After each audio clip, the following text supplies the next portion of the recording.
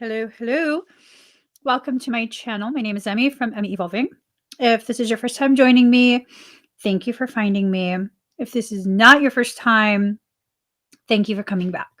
So, just going to have a moment here. Mm-hmm. Mm-hmm.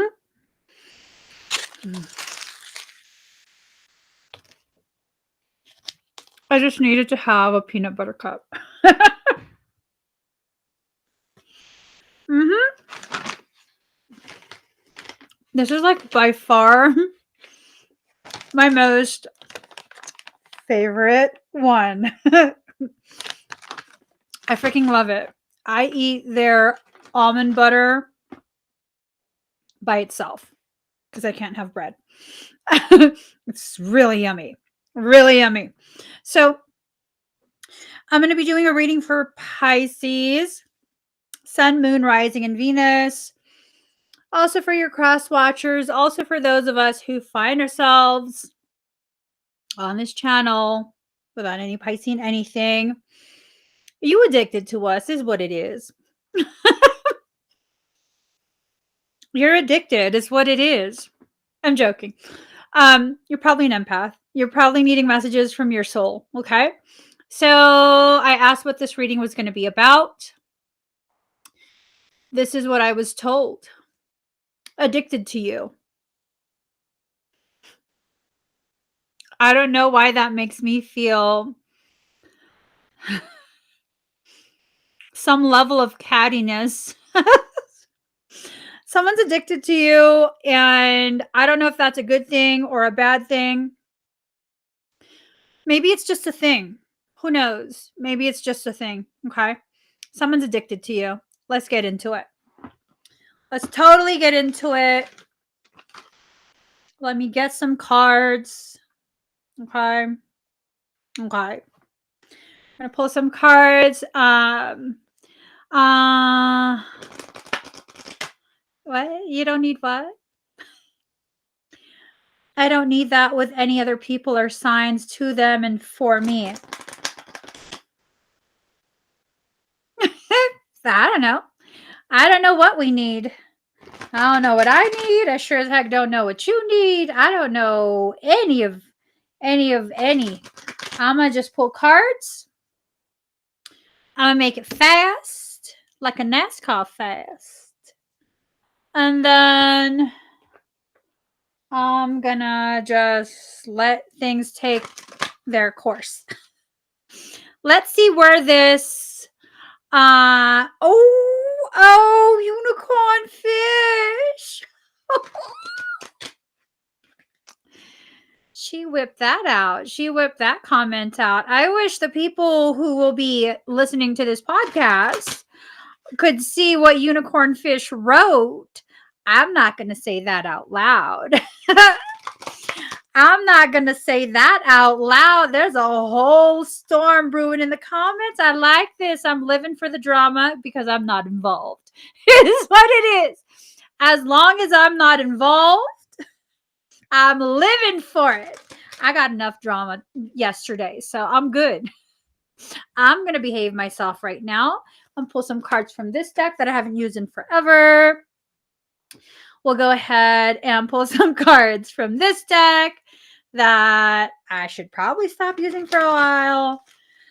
Whew. It's going to be all right, guys. It's going to be all right. Whoever is addicted, I don't know. I don't know what to say about that. I don't know what to say about that. I'm going to just go ahead and pull these cards right here. And this deck has, I already pulled from that. I already pulled from you. You can sit back down. You can go ahead and sit back down right there. Okay, we're almost ready, guys. We're almost ready. Okay, we're going to pull some stock from here. And then final. I'm not even going to shuffle it. I'm just going to pull from middle, bottom, near the top. All right, it's going to be a whole big surprise for all of us. Let's see what kind of cluster fluff we can get ourselves into. It's always a cluster fluff anyways. Might as well have fun, right? Might as well have fun. Okay, here goes. Oh God. I already have a feeling of where this is going. Damn. Okay, so Homeland Foundation, it's in reverse. So they're, whatever was once their home in air quotes, uh, you know, it's just not home anymore. If this was a person, if it was a place, it's not home anymore. They're needing to make a decision, or you're needing to make a decision to move forward towards what? I don't know. I don't know. Don't y'all be coming for me because we don't know what's going on here. Yeah, I'm just delivering messages. This messenger comes with weaponry. Do not attack the messenger because of the message. Okay. Okay, so yeah, incubation. Some of us want to just stay in our egg, and I mean, I don't think you have that option. I'm gonna be real honest. I think for many of us, why is this all crooked? Let's move this. For many of us, we don't have that option to stay in that egg. It's time for the world to witness you. It is time for the world to see you in your full chickadee glory. Like all the fuzz and everything, all your cuteness and your cheeps. The world needs to see it. And, maybe you don't want the world to see it. Maybe you feel like you're not ready. Maybe you're just making up excuses for yourself because, I don't know. Hell, I do that too. I make excuses for myself so that I don't have to be seen. And then I end up being told to live stream or podcast or whatever platform you're watching this on. You came here with gifts for yourself. You as a total being, a whole being, the total package are the gift to other people. It's not what you can do for others. It's your existence that's the gift, right? It's your existence that's the gift. What am I trying to say? Y'all making my eyeball twitch. Don't upset me today. I feel like you guys are withholding yourselves from the world at large. It's time to let your freak flag show. Wave that sparkly biznatch from the rooftop. The other freaks are looking for you. We need the freak nation to come out and come together. We need to allow our inner weirdness to shine. That's the only way we're going to change the world, really. Allowing people to see that there are others who have the courage to exist outside of what is considered the societal norms, right? We have to have this courage. And I think what someone has gotten addicted to, for some of us, for some of you, is that you got some big huevos. You got some big cajones. Okay. You have been really just flowing within yourself, flowing within your lane. They see the ball sack dang-a-lang and they're like, yes, I want some of that. Oh, this is becoming explicit. Oh, shoot. Is that still within PG? Because I'm still learning about like what I can and cannot say on podcasts. Let me just take a moment to recalibrate. They like what they see. Okay? They like the way you've been carrying yourself. They like the way you haven't been allowing yourself to shrink back down. You've been speaking your truth. Oh, okay. Someone invited you. Who invited you here? Y'all, Marlene is back. You can stay. You be respectful today. You can stay. So for those who don't know, Marlene is someone's mother who is apparently disembodied at this point. She's no longer corporeal, and she just randomly talks to me along with Michael, my guardian angel. So Marlene is here. She wants to apologize for yesterday. Yeah, yesterday was an intense live stream. She wants to apologize to everyone, and her and I have an understanding of why that occurred. Okay, why that occurred, and I understand, and she understands my boundaries and her her place within those boundaries. So we good again. We good. So it's fine. Summer is in reverse. Okay, so if you're going to continue to be in this upside in this egg of yours, you know, if you're going to continue to house yourself in a testicle, if you're going to continue to be a testicle and a scrotum, okay, let me stop. I got to get in control of myself and my attitude. Let me just, okay. That's me releasing all my salt. My eye is twitching. If you're going to continue to hide yourself and make excuses for yourself as to why you don't need to show up in your life, your whole summer is going to be upside down. Whatever is initiated right now is going to affect the entirety of this year. Oh, Lord. Why did I just say that? My eye is twitching even harder. Whatever it is that you do right now, it's literally going to carry through to the summertime. Pick something good for yourself. Pick something good for yourself. You have to allow yourself to grow beyond whatever limitations, whatever confines you're thinking you have to exist within. Excuse me. Having a very rigid belief right now about how your life is going to play out and how people are allowed to behave, like really dictating. I don't think that's going to work out very well. I'm going to be very honest. I think you're going to shoot yourself in your foot and shove that foot into your mouth later on. You're going to really regret that. Because there's things that are being put into play right now. I mean, I don't know. Ooh, someone's plotting in secret against you or for you. I don't know. It depends on you. I think for some of us, this is a connection that, oh, dare I say it? Dare I say it? Blasphemy.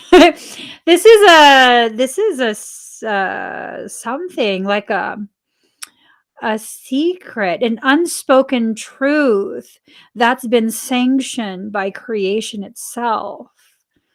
Okay, this is a protected pathway. This is you're not going to be able to avoid this, okay? For those that this applies to, you're literally not going to be able to avoid this, whatever this is. I assume this is a connectivity with somebody, okay? This makes me nervous because I have stalkers. uh, and yeah. So it could be one of two things.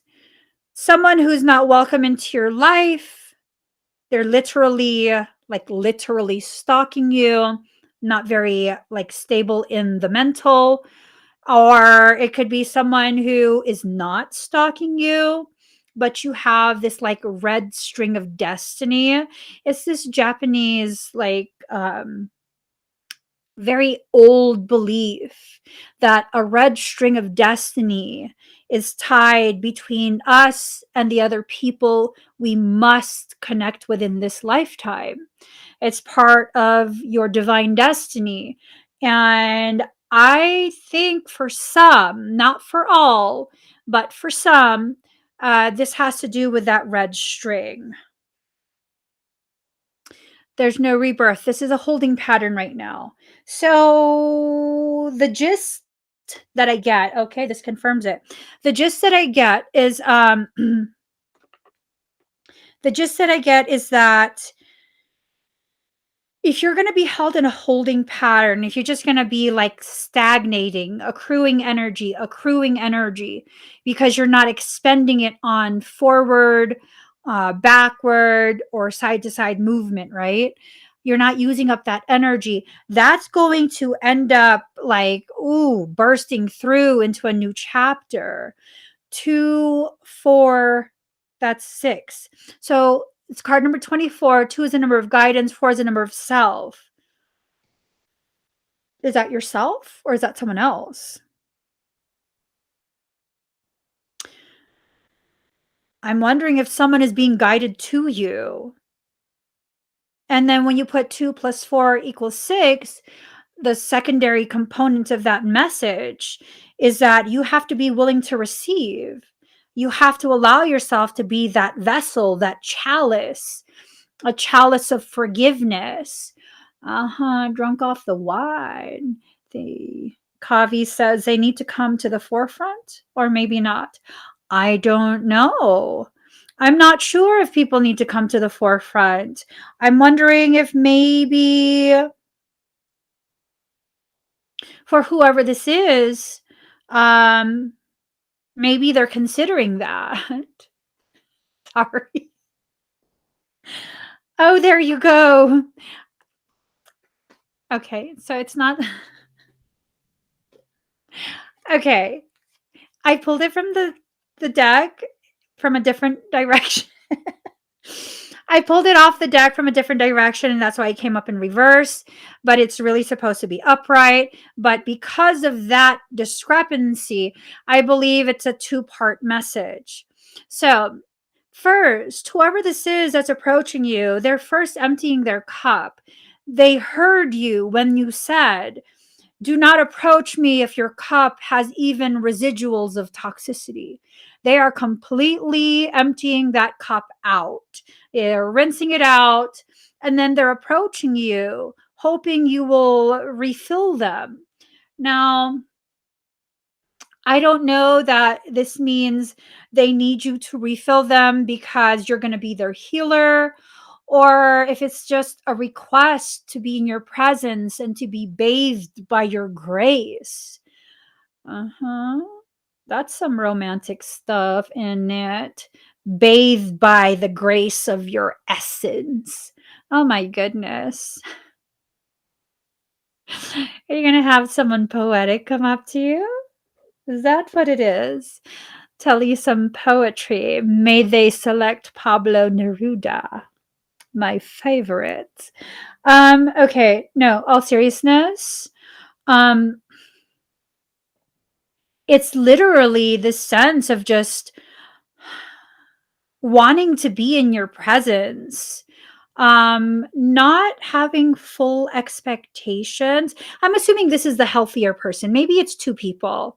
Maybe it's two separate people. One is just obsessed with you and, tu cabeza es muy loco. Yeah, no, there's someone who is just insane. Insane in the membrane, you know. They've been listening to Cypress Hill too much. They've gone insane in the membrane. And they don't know limits, boundaries. They really have it in their head about how, you're just mad. Give it enough time. They're going to convince you that they're the one for you. I don't think so. Girlfriend got standards, baby boo. I got standards. You have to have a certain level of like respect for my sovereignty first and foremost. Secondly, at least a minimum level of basic intelligence, emotional intelligence. You know what I mean? It's okay for y'all to have standards, It's okay for you guys to have standards. It really, really is. It's okay for you to walk away from people who are not up to par with your minimum standards. I'm not talking about being difficult. I'm not talking about expecting to be served and worshiped. I'm talking about bare minimum. Bare minimum. Like, they have to be respectful. Oh, that is some truth in that, Leanne. Okay. Leanne wrote, if you have to convince Pisces, it ain't gonna happen. It's just not gonna happen. It's not gonna happen. You making me get squeaky voice, whoever you are. It's not gonna happen.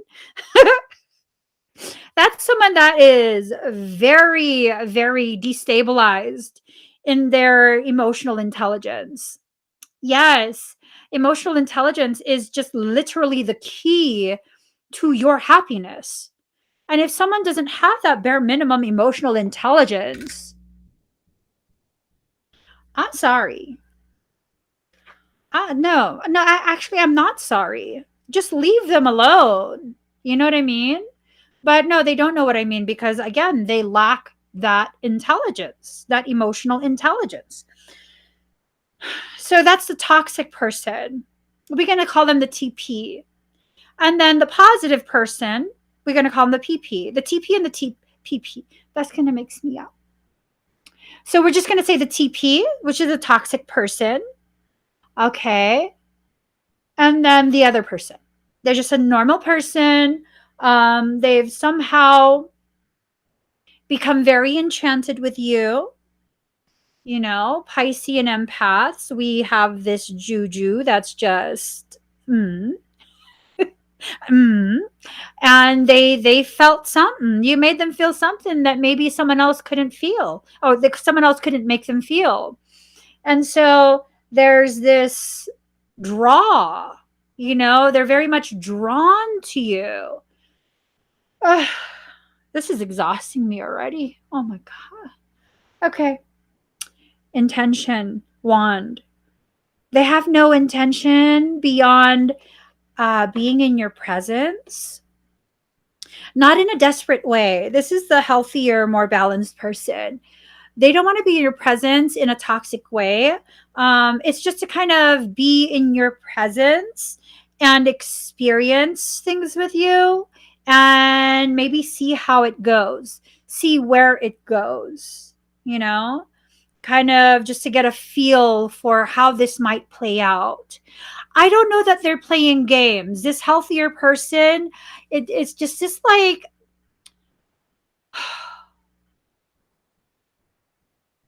it's like takes my exhale from me. It takes my exhale. My ability to communicate. What is communication? What is verbal, audible communication? But a controlled exhale. It takes the words out of my lungs before they can pass through my thoughts. This is someone who's just been emptied so fully and completely. And it's almost like they come to you with this hope that maybe in being in your presence, they'll be able to rectify their life. I don't know that there's this expectation that you will be the one to rectify it.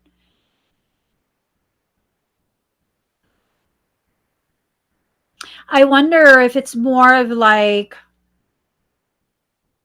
they've watched you for some time and they've seen how you have just blossomed in your emotional intelligence, emotional maturity. And that's kind of what they need right now, to be in the presence of someone stable so that they can have a chance to restabilize themselves. You guys, sometimes people just want to be in your presence because you offer them the hope of being able to establish for themselves what you've already established for you. I mean, isn't that what you guys do by joining me every day in my live streams?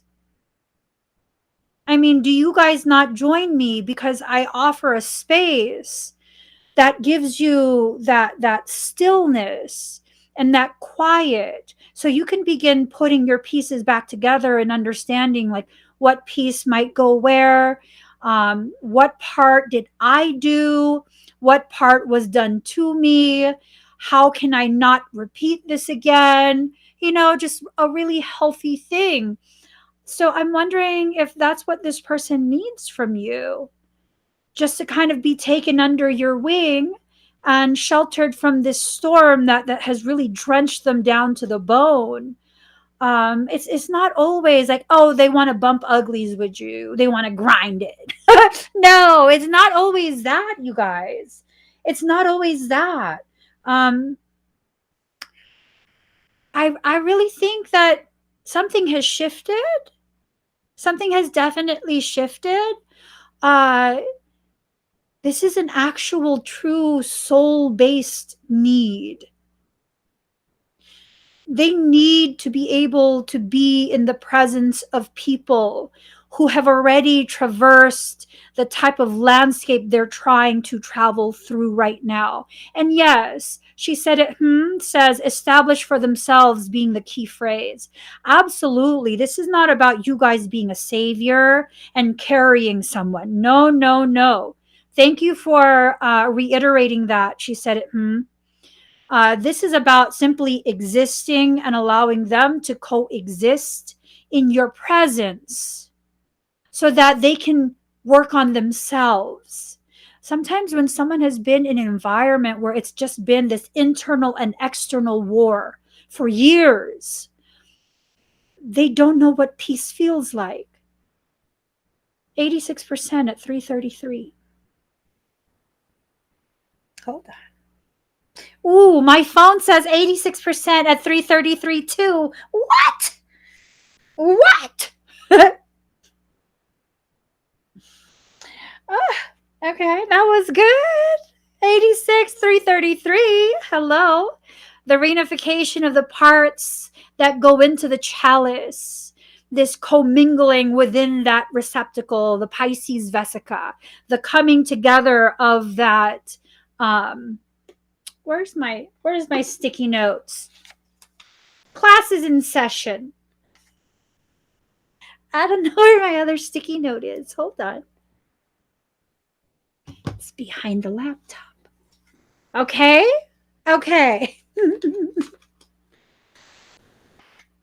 It's the coming together of the two consciousness. It's this infinite thing, this dance. And they never actually merge into one. It's this infinite coming together and pulling apart and coming together and pulling apart, much like the way they work that loom when they weave the fabrics. So there's stuff going on, and I think they just need a little bit of that they need a little bit of that energy that you already waft around your environment. Again, this is not someone that's toxic. This is not someone that has some sort of preconceived expectations in regards to where this goes. This is not someone who uses labels, spiritual or not. It's not labels that's being used. It's simply one person asking for someone to be a friend and allow them to hold space. She said it, says, I can't be a Mother Mary. I'm too salty and not a savior healing them. Well, let's put this on the screen. I can't be a Mother Mary. I'm too salty and not a savior healing them, but I can teach the tools they need when they're ready to do themselves and see and hear them with love. Here's the thing. My name is Mary, and I'm a mother. I'm also salty and not a savior. We cannot confine ourselves to the same roles that have kept us in the same places that we have existed our entire lives. You want a different life? Play a different role for yourself and for other people. Okay? That's the thing with life. We get caught up in our identities and the roles we are recruited to play for ourselves, for other people, for the people we love, for the people who love us. And it becomes a very tiring thing. Can't I just exist as one soul beside another?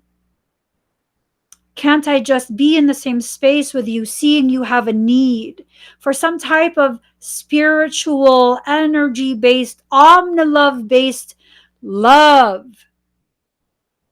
And just be that.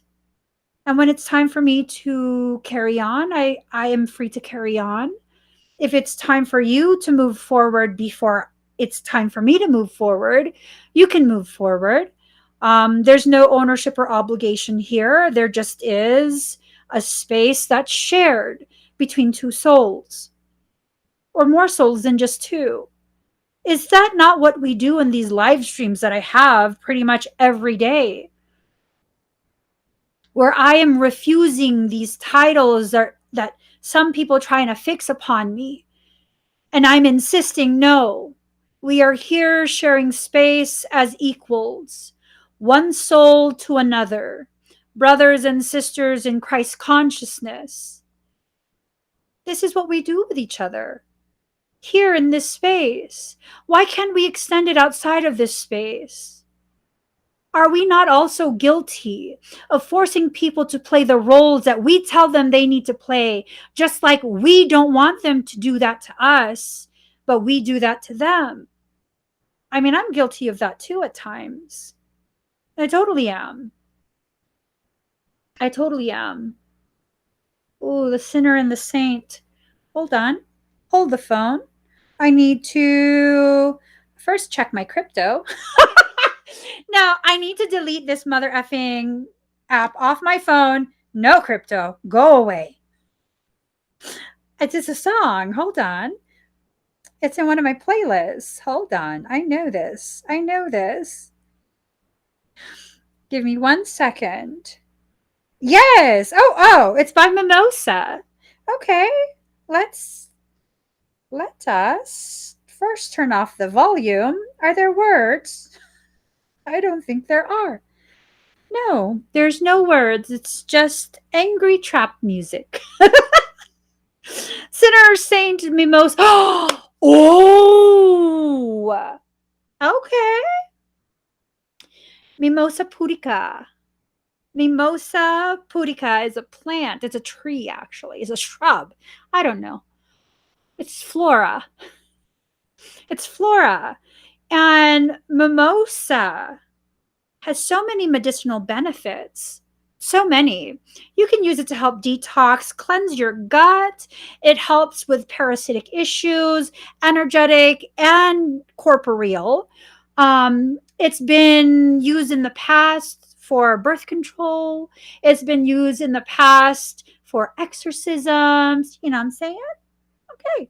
So, what's the message here? Sinner and the saint. Oh.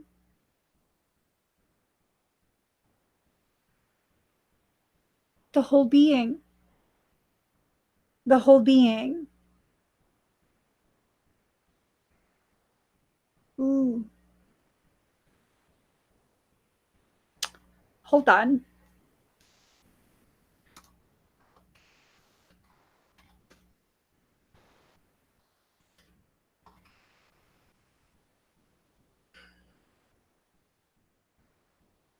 Okay, hold on. You can apply it on wounds. It seems to grow anywhere and everywhere. It helps to calm the nerves, promote restful sleep. It's also, I don't know if you guys know this. It's like the it's a shy plant. It like closes on itself if you touch it. Hmm. Hmm. One of the most common yellow flowers used in symbolic poetry and other messaging, the mimosa flower, typically represents the sun. This is the masculine. Oh, it can. It can sorry. I can be so gullible at times. It can be used to symbolize the nature of secret love. Nobody knows that I love you. It can be used to symbolize increased sensitivity or safety, too. So, this is someone who's fallen in love with you because you're such a safe space for their heart and their soul. And it's this thing of they think that you don't know, and I don't know if you know or not. Whew. This is starting to get very intense. This is. This is. One of my most favorite drinks is taking equal parts mango nectar and carrot juice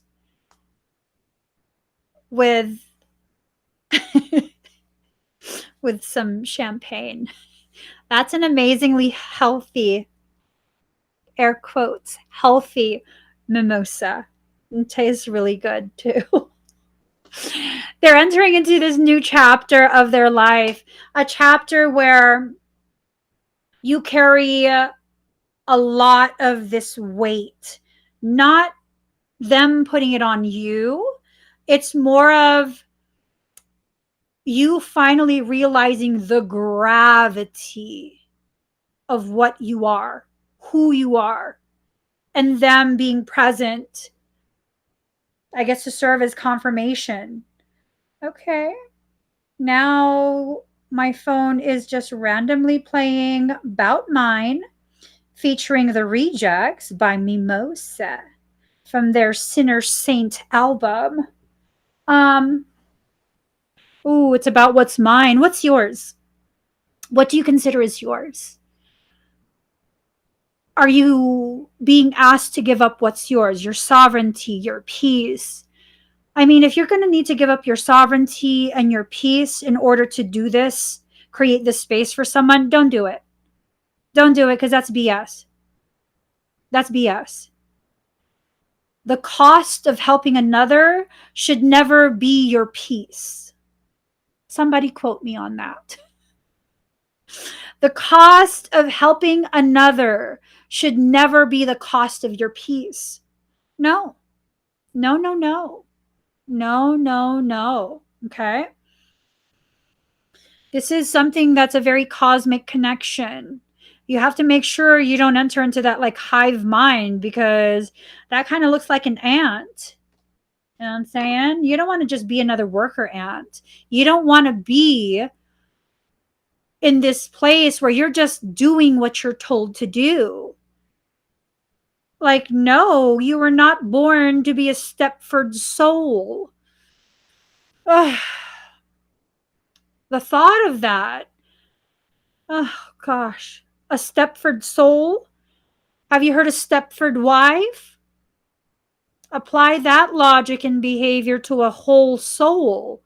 No, I'm not going to exist as merely a trophy or achievement. I don't think so. I'm not going to sit here and just like do what keeps the peace at the cost of war within myself. No thanks. You're on a sacred journey. Whoever this is, they're on a sacred journey too. The path of soul is not a linear path. It's more like a christic spiral, tightening in as it rises and lowers upon itself. It's a christic spiral. You have to understand what path you're on. It's not a Fibonacci sequence. Why? The angular rotation of that Fibonacci sequence takes you further away from home. The christic spiral is the path that brings you home into yourself. Are you trying to go home by leaving yourself? And maybe that's what it is. Maybe that's what it is. You feel like home. That's why they want to be in your presence as they go through this healing journey. It's not to say that they're going to become codependent. It's to say they really need your influence right now. They need to be able to witness you and interact with you, most likely on a platonic level, at least for now, um, in order to be able to like assess life, to assess where they're headed, what direction, what they want. Um, their goals had to change for one reason or another. Their goals had to change. Someone disappointed them.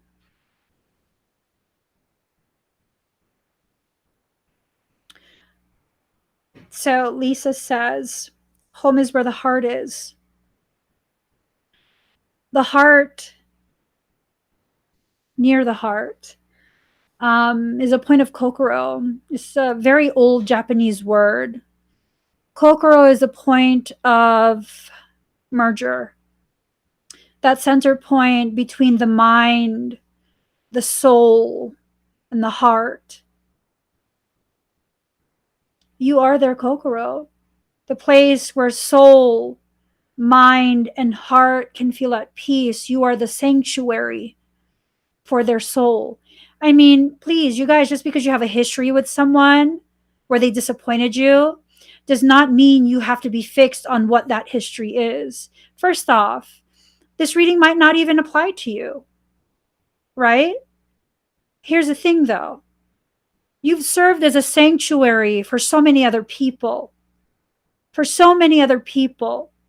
The whole point of this is to remind you you have the capacity to still be a sanctuary for others if you choose to, and especially if it is healthy for you. This is not about giving just because you need to give.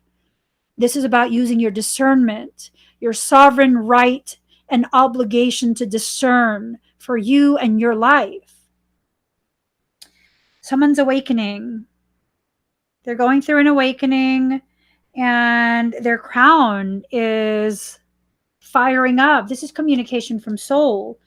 They went through a trauma-induced accretion is basically what's happening. Walk your truth. If they're not going to walk in truth, they need to walk away. Bottom line. Bottom line. Walk your truth. If you can't walk your truth in their presence, they need to walk away or you need to walk away. It's okay for you to take a moment to reassess whether this is something that will be healthy for everyone involved, right? Let's not be so fixed on how we think this is going to play out. People change and some people don't, right? Whether they've changed or not, if you yourself have not changed and you are still within that place of pain that was caused by them at some point, if this is someone from your past, then we're going to have to close the sanctuary doors. This is a beautiful opportunity for everyone involved. You can learn about self-regulation, healthy boundaries, finding your voice and using it, using your legs to walk away instead of kneel in front of other people. You know what I'm saying? This is definitely a beautiful opportunity for everyone involved. Intuition. Use your intuition to guide you. Like Samantha Chaos just wrote, I think I know who it is, but they're so argumentative. And I feel as if they're only finding ways because they know I'm that type of person who will help you if you need it. So by definition, they don't need that help. If they have to find ways to get your help, they don't need that help. Your intuition is already guiding you. It's letting you know. I don't know if you've realized it yet, but I see your intuition is already guiding you to this knowing. They don't need the help. They're pretending. They're looking for reasons to need help. One of the ways that empaths and Pisceans are often manipulated to enter back into toxic connections is by the threat of self-harm. That's a big no-no to me. That's a big, big no-no to me. So what do we do? Well, I don't know that I could live with myself if someone told me they were going to harm themselves, but it was not a good idea for me to help, and I just left it at that. That would not feel good to me. I don't know how I could process that. So, what is the answer? Well, I don't want to go there either. They're toxic for me. I got to take care of myself too. So, what is the answer? I've done this in the past. I'm calling you in for a 5150 involuntary psychiatric hold. If you tell me you're going to harm yourself, I'm going to take you seriously. I'm going to ask you where you are, the physical address of where you are physically at, and then I'm going to call the authorities to do a welfare check on you. You need a help. You need a type of help that I'm not trained or licensed to give. You need true medical assistance. The moment you begin talking about hurting yourself, that's beyond what I am able to assist with. What if I say the wrong thing? What if in my attempt to soothe you and calm you, I end up saying the very thing that pushes you over the, I don't know what I'm doing. So I'm going to have to call it in. I'm going to have to take it seriously.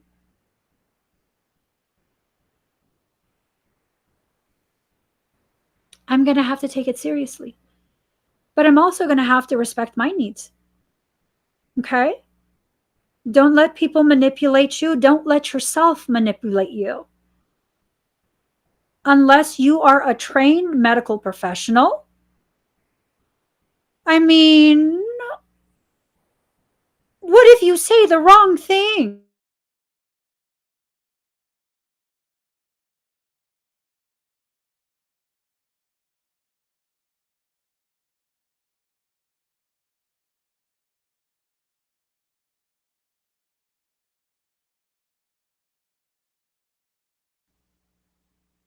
Can you hear and see me?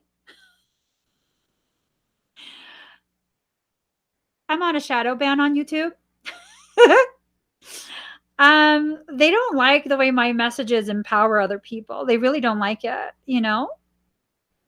They don't like it, and that's fine, but I'll keep talking. I'll keep speaking my truth. Um, you know, it's just one of those things. You have to make sure that you understand what your limitations are. You have to understand your limitations. I know what I can handle.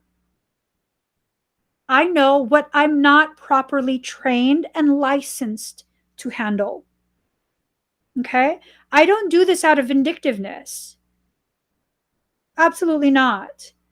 Absolutely not. One time years ago, I had someone who only knew me through Facebook, and he became inappropriate in one of my posts. And I'm just like, okay, took it too far. I blocked him. I told him, stop, or I'm going to block you. And he did it again. So I blocked him, like zero tolerance. I'm not being hateful, but zero tolerance at this point. I need peace in my life. A mutual friend reached out to me and told me that he reached out to her and said, I blocked him, so he's going to oof himself. And I was like, oh, hell no. So she gave me his phone number and I called him. I'm like, hey, what are you doing? And he was very emotionally distraught. And I told him, listen, I don't know you in real life, but I don't want you to be hurt. I'm going to be calling someone to come and make sure that you're okay. I don't think you're in a good place within yourself right now, and I don't think you can be safe by yourself. I, however, cannot do this for you. He gave me his address.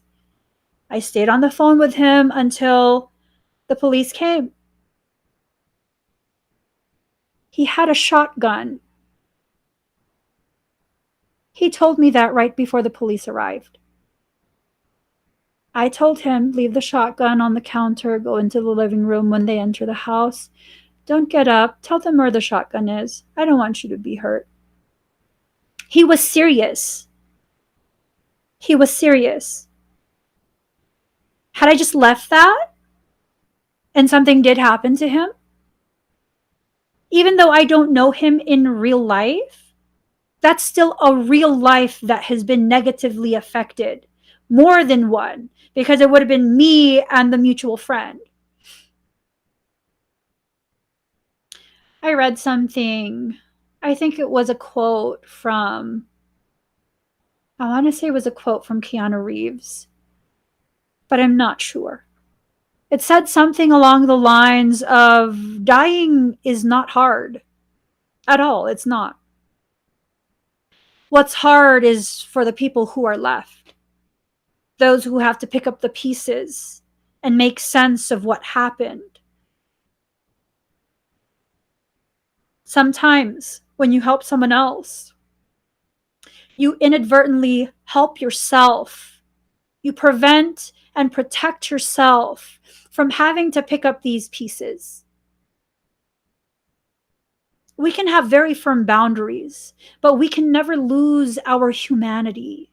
We can never lose our compassion. You can have compassion and humanity and very rigid boundaries. That's what I had that day. I did not unblock him again.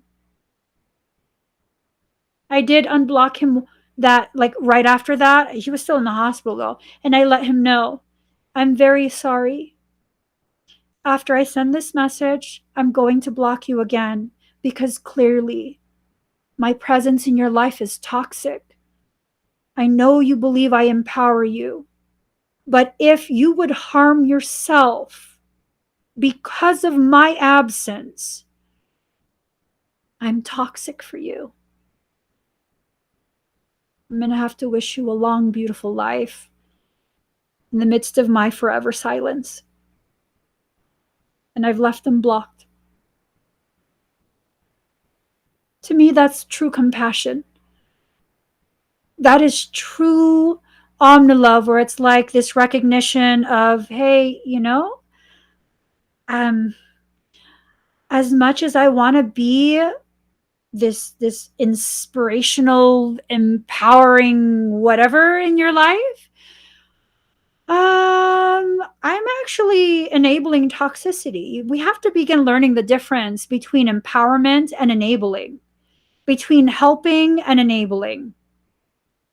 When someone doesn't really need help and you continue to help because they're asking you, you don't want to be mean, that's enabling. Like straight up enabling. Hold on. All right. Oops. Emotions. Emotions will be all over the place. For whoever this is, it's either you or it's about someone else going through something super emotional right now. We can say it's the energies, we can say it's, planets, whatever the reason, you're going through something very tangible and real. And that's what we need to focus on, this tangible, viscerally felt, real experience. I tell my clients, you're going to go through energetic detox, all of this energy that I shifted within you, these recalibrations. You're going to go through an energetic detox. These are the symptoms you might experience. If you experience it and you get worried, go to the doctor. Call your doctor, make sure you're okay. Why? We never ignore the visceral experience. You cannot excuse it away as simply energy, simply planets, simply ascension, simply this, simply that. You are not just a soul. You are a soul existing in a physical body, a biomechanic contraption. If your car started doing this knocking and pinging sound, you're just going to be like, oh, it's ascension.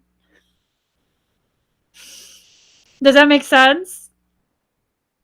to not get your car the type of work that it needs because it's just ascension. Oh,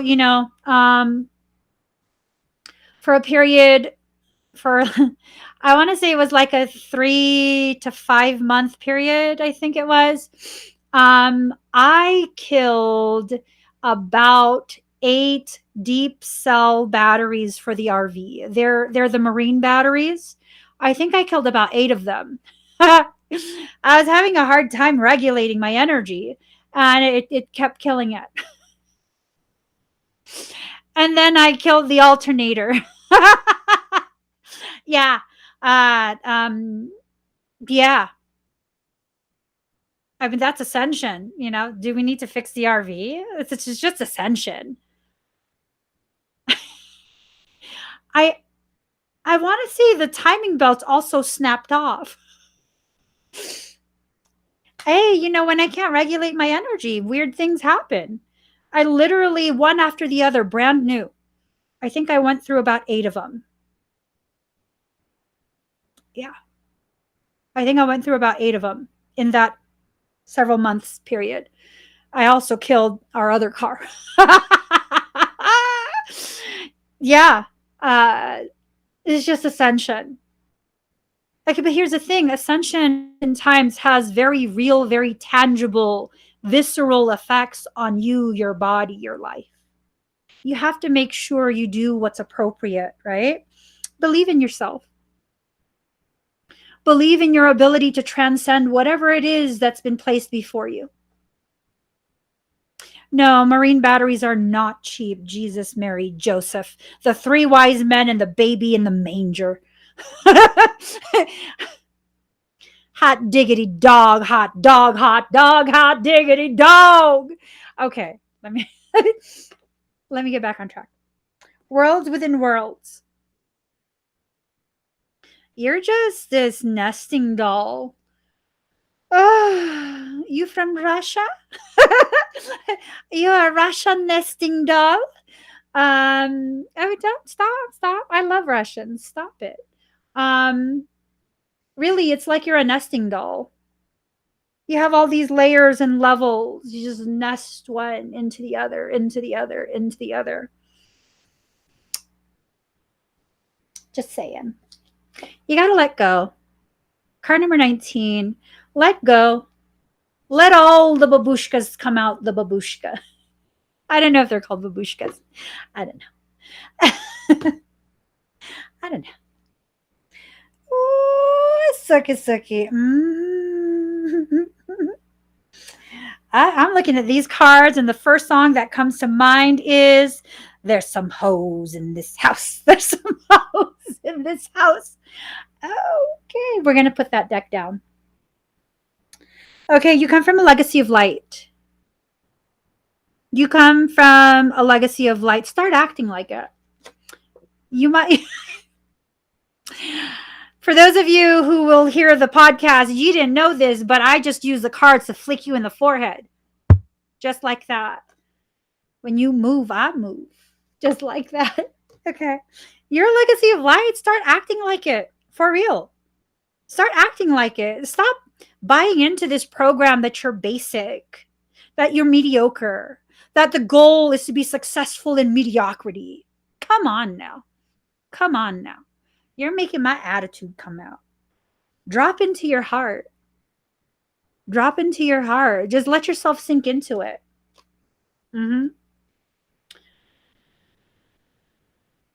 Okay. We're not singing NSYNC songs. I'm sorry. That's where I draw the line. That's where I draw the line. We'll sing some Britney Spears, but not NSYNC, okay? I'm just saying. Oh my God, are you Ruski? Queen of Hearts? Seriously, I have this fascination with that whole region of the world. Like Slavic region as well. The whole region right there. Romania. I've lived so many lives in that area. It's just ridiculous. Card number 34, becoming. You're in the process of becoming. Tell me that's not beautiful. Look at all of that throat, all of that heart, all of that solar plexus, sacral energy. Woo! Look at all that shadow work coming through, that interplay between light and darkness. Ooh, mm-mm-mm, mm-mm-mm. You're in the process of becoming. Card number 34, becoming. 3 is a number of a solid foundation from which to hold yourself. The number 4. If you can hold yourself in a space that's stable, you reach a point of completion for whatever it is you're learning, which is 3 plus 4 is 7. 7 being the number of completion. Woo! Seed of the heart, card number 25. Okay. Okay. Okay, card number 25. And then card number 68. We have drop it in the heart and seed of the heart. Well, you got to drop the seed into the heart so that you can begin growing that garden in there. You know what I'm saying? You got to begin growing it. So, this is telling me some major, major stuff. The seed of your heart is very protected. It's a heart-based energy. It has to do with your power that stems from your ability to love, not just love others, but also love yourself. There's heavy layers of protection, varying degrees of intensity within those layers.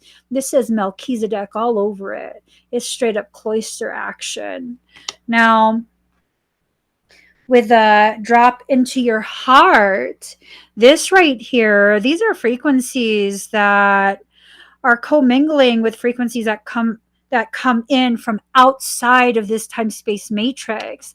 You're leveling up. You're leveling up. Whatever this is that's happening with someone else, whatever you decide, whether to allow them to occupy a space within your sanctuary or to kindly let them know there's no room for them there. This is a part of your process.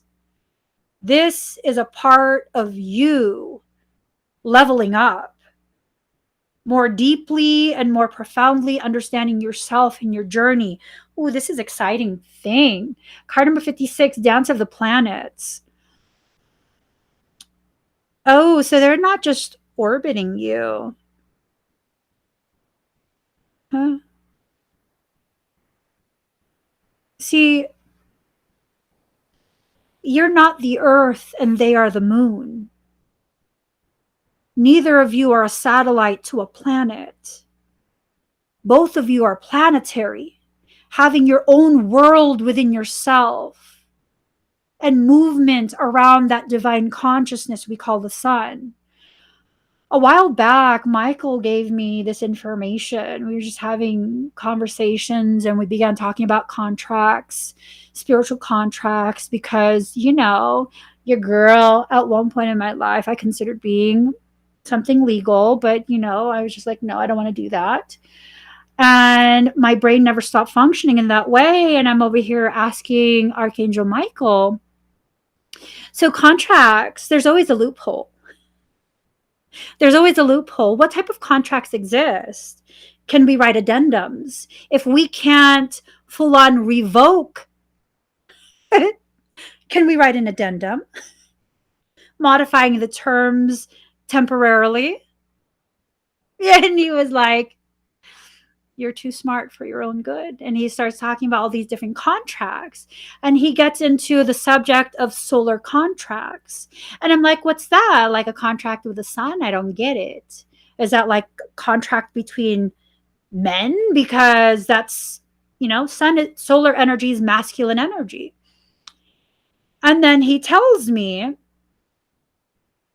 that I need to look up what science says about the sun. And we're like, yeah, it's a star. We don't really know if it's solid, if it's just all gas. We don't know. And he says, you don't know because there's no technology yet that exists that is able to determine, to quantify consciousness to the degree that it needs to be quantified in order to understand the sun. He goes on to tell me how the sun is an energetic repository. It's an overflow of consciousness for those who choose to incarnate into this solar system. Mind blown.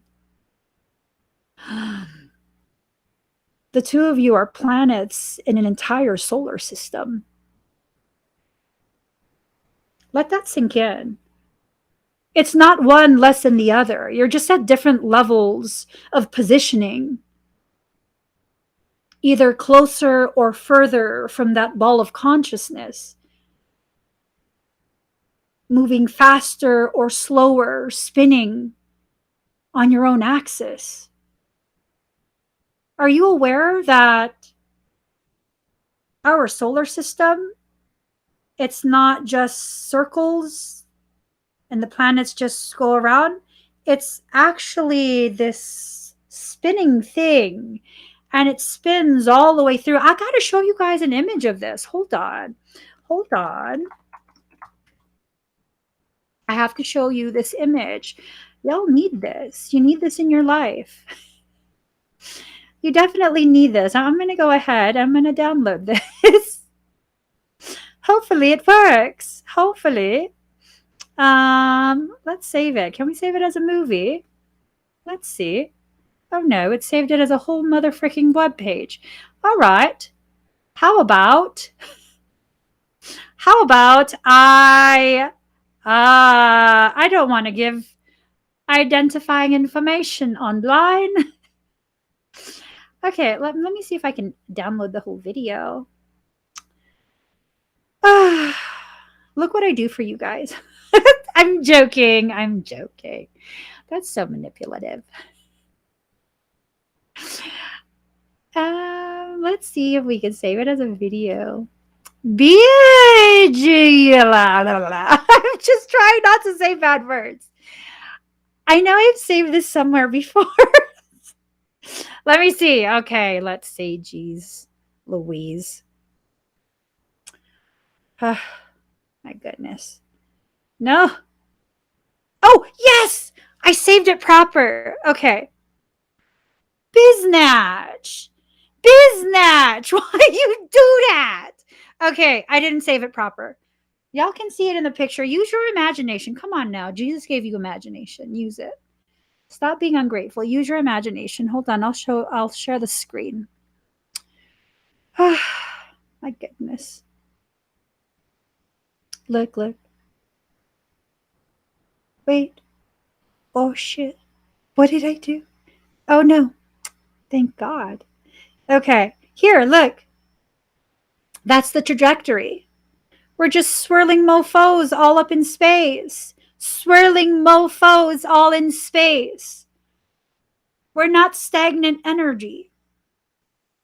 Even as you spin on your axis, you're still also doing a secondary spin in your orbit.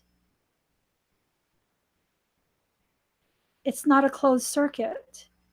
That path that you saw in the images I put on the screen,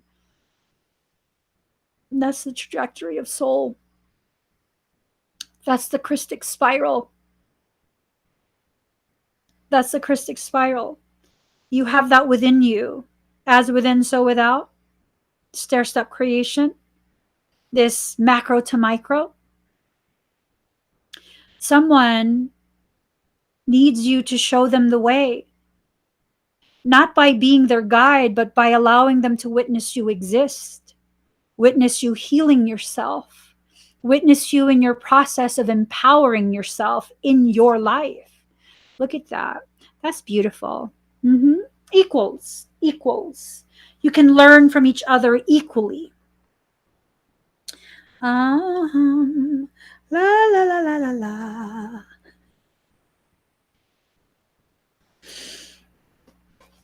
Sorry. I got triggered by the pictures, so I looked at the cards. I gotta shuffle again. I was being shady, I know. Whatever. Y'all be knowing already. Sometimes I look at pictures, I get triggered, and I look. I look, so then I have to shuffle the cards again. Shuffle them good. Pick new cards. Here we go. All right. Okay. I'm not going to look this time. Card number 17, what is already with you? So this is someone who already has a connection with you. They already have a seat that's reserved just for them. Is it for one show or is it for the entire run? I don't know. That seat is gonna that reservation is gonna be different for everyone. For some of you, the message is that this person already has a reserved seat at your table, at your show. They have a right to be a part of your life for however long the souls have agreed. That doesn't mean it's going to be something that's amicable or enjoyable or romantic or any of that. There's no guarantee how their presence in your life is going to affect you. Now, for whoever's about to be like, well, what if I'm not happy with them and they're disrespectful and they're argumentative? Well, yeah, then that means you probably need to say something. And if they continue, then that means you probably need to boot them out, yeet them across the street. Hey, there's other restaurants. There's other shows and theaters. They can get yeeted. Yeet them. Yeet them. Yeet them across the street. That's fine. That's fine. Because maybe that's what you needed to do with them. Maybe that's why you had that interaction to begin with. Maybe that's why they were given some sort of ticket to be present during that time for that period. So you could be agitated enough to be moved out of your comfort zone of allowing people to treat you less than what you deserve. Some people are brought into your life for that. You know that, right? Some people are brought into your life to agitate you to the degree that you leave your comfort zone of compliance. Let them do their job. Let them push you out of that place of mere compliance. Card number 24, new birth, guarded vigilantly. Some people think that just because, I just finished an ascension cycle, I'm extra strong right now. That's when you're the most vulnerable. You've just become a whole different version of yourself. You don't know what's up from down, left from right. You don't know. And I think that's what this person has gone through. It feels like they've just finished a massive trauma-induced accretion that's finishing up some sort of ascension cycle that they've been in. They're in a place of dark night of the soul. And honey, even if you are the moon, your light is very much needed in that type of darkness. Oh my gosh, this is why I saved one of my posts came up in my memories. And I saved what I wrote for some reason. Okay. Here it is. This is the caption. Another night that I can't sleep with no reason to stay awake. Watching video after video to preoccupy my mind, I came across something that touched me deeply and so unexpectedly. It struck a chord so deep I ended up looking for the poem mentioned in the video. I'll read you the poem after.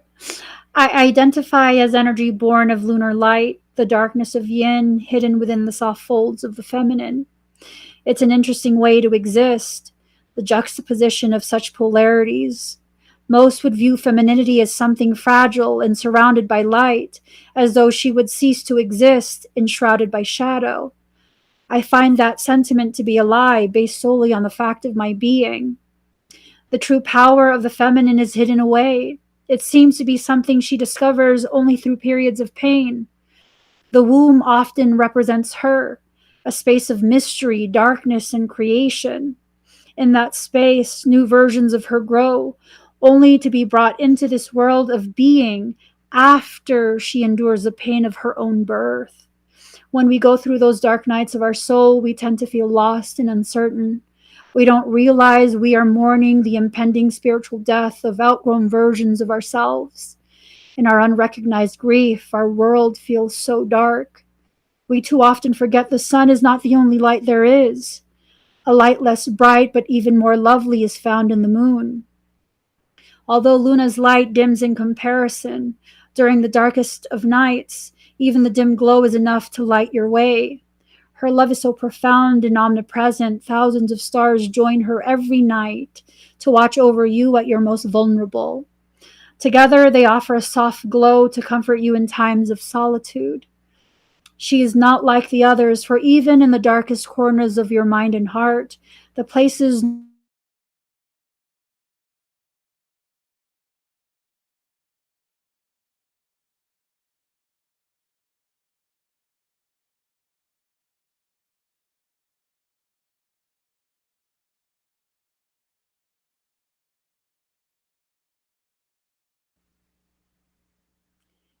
anyways. So, as I was saying, although Luna's light dims in comparison, during the darkest of nights, even the dim glow is enough to light your way. Her love is so profound and omnipresent. Thousands of stars join her every night to watch over you at your most vulnerable. Together, they offer a soft glow to comfort you in times of solitude. She's not like the others, for even in the darkest corners of your mind and heart, the places no one else is invited, she lays and waits, loving every part of you unconditionally until you come home. Your moon is made of the parts of you that you are too afraid to show.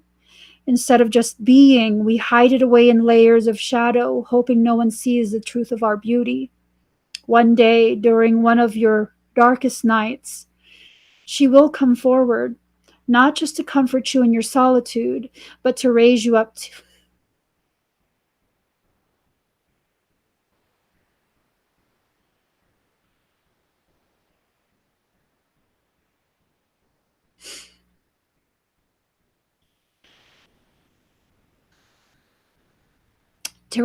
your rightful place.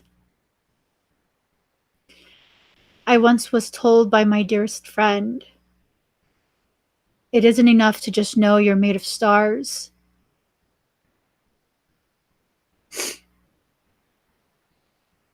It's time to take your rightful place among them. So this is a process. This is definitely a process of a soul finding their way back home. Wandering through wilderness, wandering through lands of energies that are inhospitable, energies that make sure they're not so comfortable that they will stay there for any length of time. It's time for people to go back to that place called home. If it's inside yourself, beautiful. If it exists within someone else, I hope they're willing to welcome you. The world has hurt enough. It has hurt so much for so long that someone has to have the courage to exist in a way where your ego is not the very roadblock that prevents them from entering the street that leads them to their home.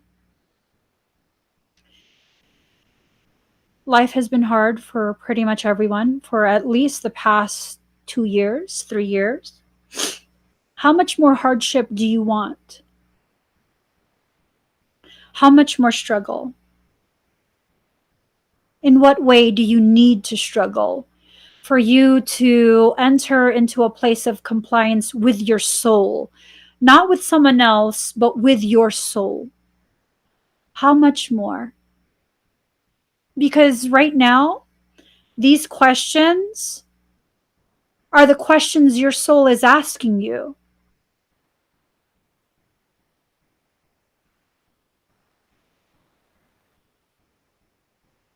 Wow. Michael says, maybe they're addicted to you because you're the only place that reminds them of home in a world that's nothing like home. And that's a romantic sentiment. Yes, it is. It can open you up to toxicity. It can open you up to all sorts of really negative experiences, narcissistic type experiences. But it's definitely part of a truth that you need to hold within yourself. Many of us who exist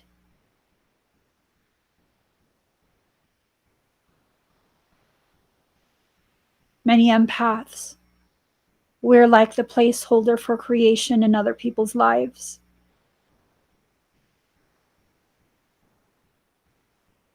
By witnessing us, by being in our presence, it's almost like this sense of we're helping them to remember what spiritual home feels like, what it was like, and that this life is temporary, and to learn everything that needs to be learned, to live freely, wholeheartedly, ever so present. So that way, this time we spend here, it can be of the most benefit before we return back home. What an honor to be seen and received by another as a viscerally felt piece of heaven. I don't know any greater honor. That someone would see you, witness your existence, and be reminded of the paradise that we come from. Well, dang, if we put it that way, I'd be addicted too. I would be addicted too, absolutely. You're so much more than you realize. You are so much more than you realize, so much more than you give yourself credit for. Just so much more, so much more.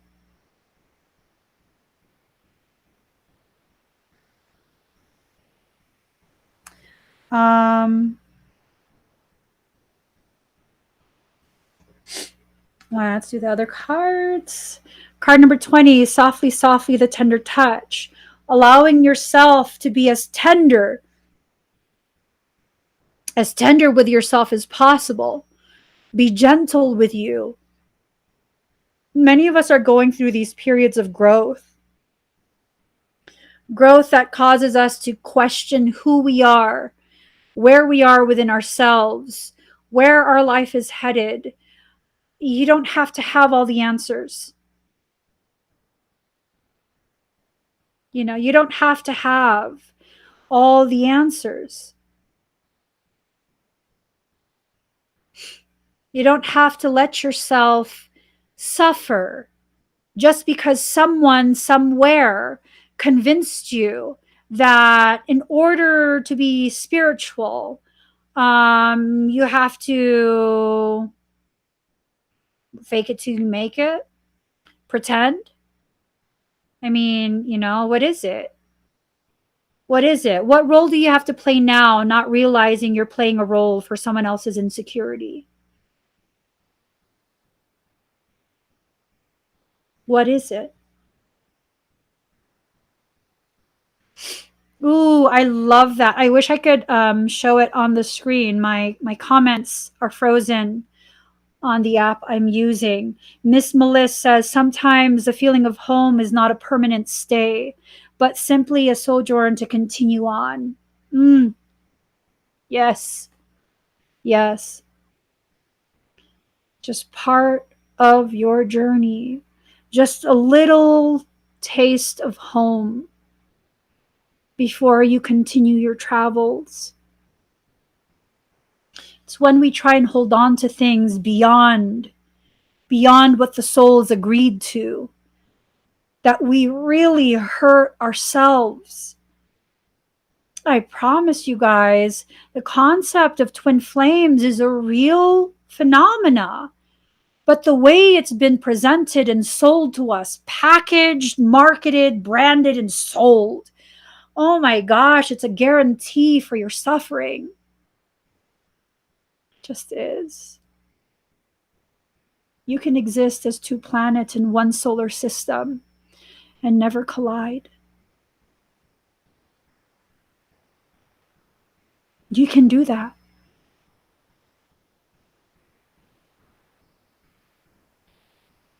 When you ask another planet to stop spinning on their axis, you ask that planet to stop existing as it was meant to.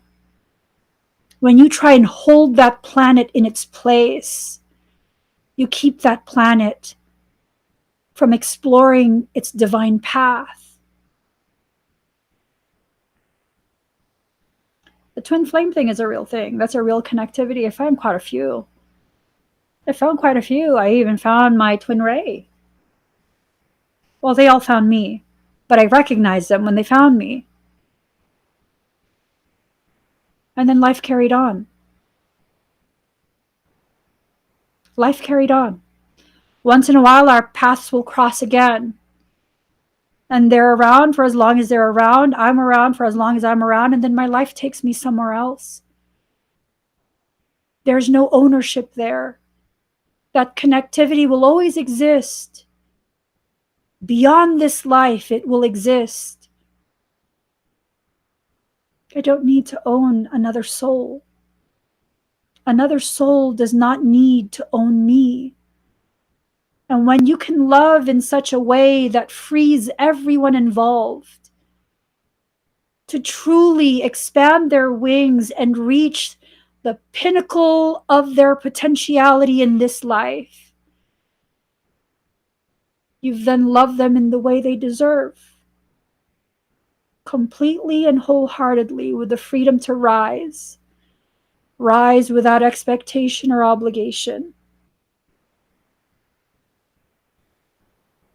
Tell me that's not beautiful. Tell me that's not a healing way to love. Scars into Stars says, my question is, how do I check my work in this journey? I've prayed about it and I've been on the lookout for the answer. How can I check my work in love and obedience and then being that piece of home? Especially when I have no example or have had no example to look from in a tangible physical world on a spiritual journey. I don't have an Emmy. Let's start it right there. I don't have an Emmy to talk to me. I don't have an Emmy to call me out on my own BS. I don't have someone who's a stand-in Emmy for me. I'm just winging it.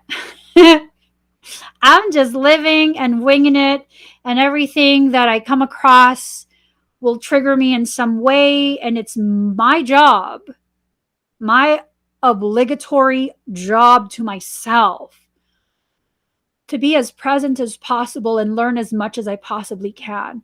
How do I know I'm living my purpose? How do I know how to do this? I had this conversation with Michael years ago, and we came to the consensus. I came to the realization, because he sat there quietly looking at me like, answer your own question, child. I realized something, and this realization was profound. I will know when I've lived my purpose after I'm done living it. I will know exactly what my purpose is, how to do that, right before I take my last breath in this lifetime. I'll be given the opportunity to look back at my life, at every single event, all the ways in which I believe I failed, I believe I succeeded, and have a very clear idea of whether I actually did that or not. And then I'll transcend that human perception of failure and success and realize everything I've lived through, I've lived with purpose. And my purpose was simply to live, be present, be alive. And in that simple act of living, I've defied all the rules, all the programs, dismantled everything that I came into this life to dismantle. How did I do that? just by living and allowing people to witness me live and freeing them to choose for themselves. Will you live how you choose? Or will you live the way you're told to? And for anyone that wants to question, like, well, I mean, if we get to live how we want, why do we have to listen to our higher self? Because that's yourself, just a higher version of it. So in reality, you're still the one dictating how you live.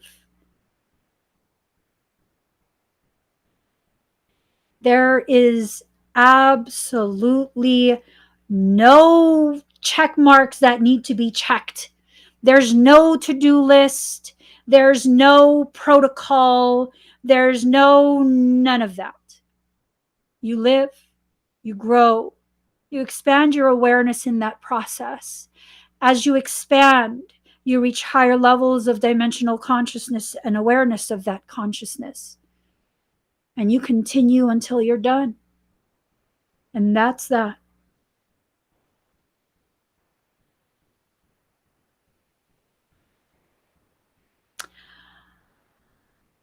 I wish I had money to pay you, but I don't. And thank you again. Sorry. How do you live? What is living besides being present? I've been hiding for so long. I'm honestly terrified to make the next wrong step. But you don't need money to hold space with me. When you can open yourself to just witness, you open yourself to receive something beyond what money could pay for.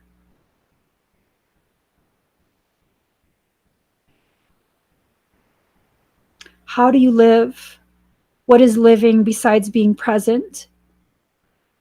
Does it bring more peace? It brings you to a place where you can feel peaceful no matter what's happening around you.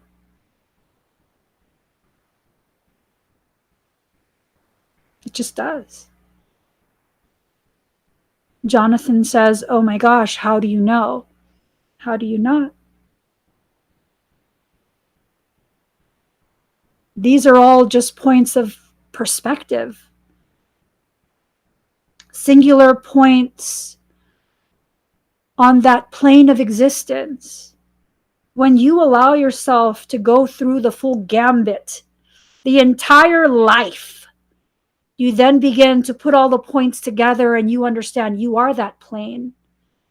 You've just been sliding along, changing your positioning, just so you can better understand what the previous positioning was. I'm not the same person I was last week. I won't be the same person I'll be tomorrow, the week after that, the month after that, the year after that. I will always change every day. Something about me will change, the way I see, the way I live, even the way I breathe and speak. I invite you to look up videos of me from 2 years ago, 3 years ago. The sound of my voice alone. You wouldn't think it's the same person. Why is that? When I first began live streaming, I felt I needed to apologize for existing. I felt I needed to play small because I didn't want to step on anyone's toes. I didn't want to offend anyone with my existence. Failing to realize that what was I doing? What was I doing? I was preventing you from seeing the truth of who I am and thus effectively blocking you from the ability to fall in love with me. What's the difference between the me now and the me then? Life hurt me. I won't say it's people. Me and my choice of positioning hurt me. I hurt myself. I allowed people into my life who had the capacity and the willingness to hurt me in the ways I chose to hurt. Ooh, all of that was my choice. I'm not a victim. I'm not just a byproduct of my environment. I'm a conscious creator. I am an architect of light. Light being the visible consciousness.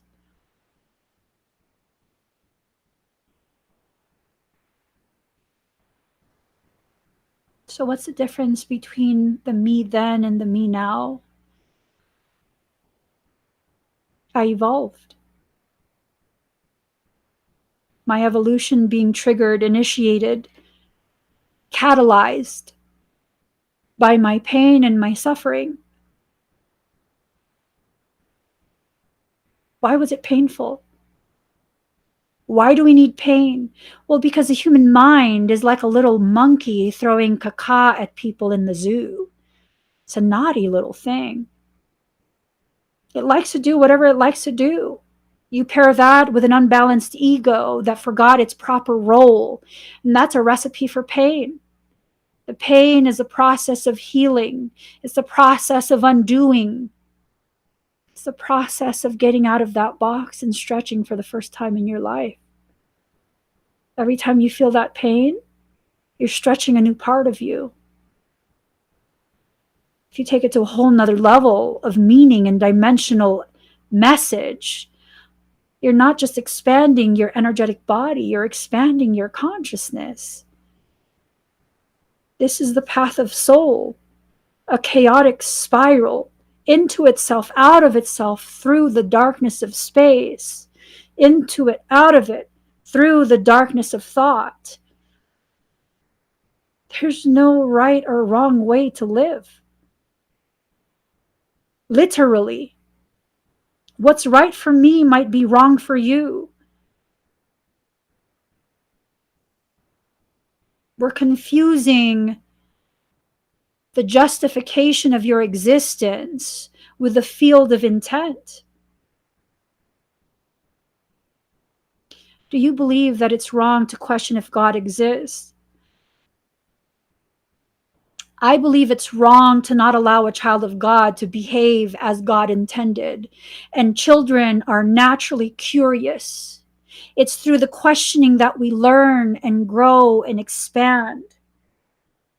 So is it wrong for me to question? I think the real question is, who's asking me that? Who wants to know?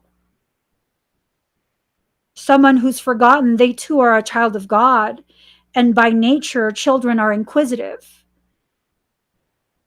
What type of evolved person or soul would punish a child for wanting to know, for questioning and desiring to learn? That is the world we live in. Why would I not question? If I should not question, I would not have been given the ability to question. I question everything. Literally. I question everything. You know, people ask me, oh my gosh, it must be so cool to have Archangel Michael as your personal angel. You know, I love it when I do that voice. So antagonistic, so me. So people ask me that. And yeah, it was only like maybe a couple years ago that I stopped questioning Michael. He's been with me since before I was born. He travels with me through all my lifetimes. He's been with me since before I was born. And I want to say it was maybe 2015. Mind you, I'm over 40 years old. It was over, I think it was around 2015 where I finally realized, no. It was 2011, driving through the Mexican countryside. We were in Mexico, driving through the Mexican countryside. And then I actually allowed myself to recognize him. And oh, it is Archangel Michael. He's not a demon. Oh, sorry. Yeah, my entire life, I've asked Michael if he's a demon and to stop talking to me. Like, leave me alone, demon. Stop talking to me.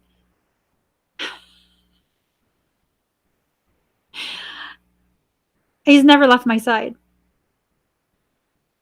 Literally. Michael's like my shadow. He's never left my side. I remember when I was in high school, I believe I was a junior in high school, I want to say.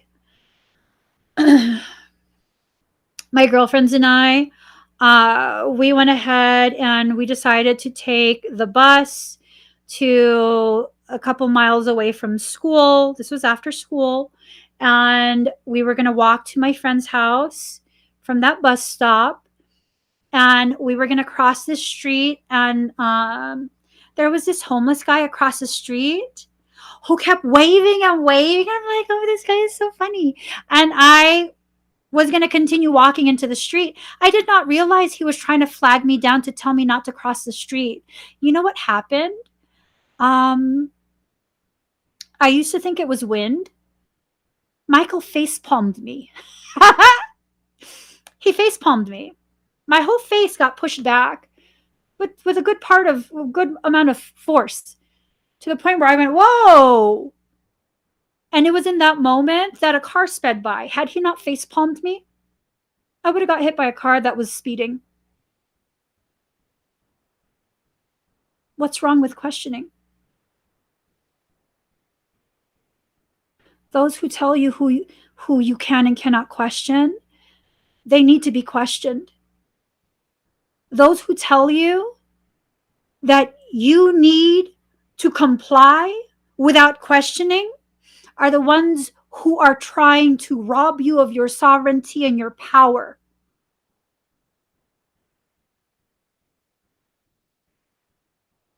So you asked me, is it wrong to question if God exists? My official answer, it's wrong to consider the people who tell you what's right and wrong.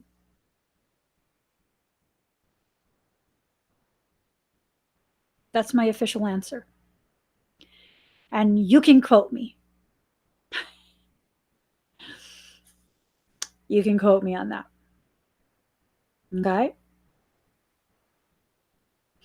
Are you the happiest that you've ever been now compared to everything that you've been through that hope would help me out? So, yeah. I'm the happiest now than I've ever been in my entire life. Is it because everything's perfect? No, not at all. Someone tried to kill me with magic yesterday. Come on now. Why am I the happiest? Because I stopped caring about that insignificant BS. That's irrelevant to me. Is it because I'm untouchable? Because I'm badass? No. It's because I know I'm not allowed to be unnecessarily harmed ever. I also know whether I want to be here or not, I'm going to continue to be alive until I am done doing the work I came to do. No early checkouts. At least not for me. So if I'm going to be stuck in this planet, I'm be happy AF. I'm be happy AF. You ain't nobody going to tell me not to be happy. Ain't nobody going to tell me not to be happy. They can be addicted to watching me be happy. They can be addicted to their lack of happiness seeing me happy. That's none of my business. That sounds like a them problem. I have no problems. None. I have inconveniences. I have things that, I'd rather not deal with. But I have no problems. I have no enemies either. People's decision to hate me without knowing me, that's on them. They want to label me as enemy? Whoo, overachiever, aren't you? I have no enemies. Literally. I have people that irritate me. Ain't even gonna lie. I have people who irritate me. I have people that I cherish. I'm a whole person. I am.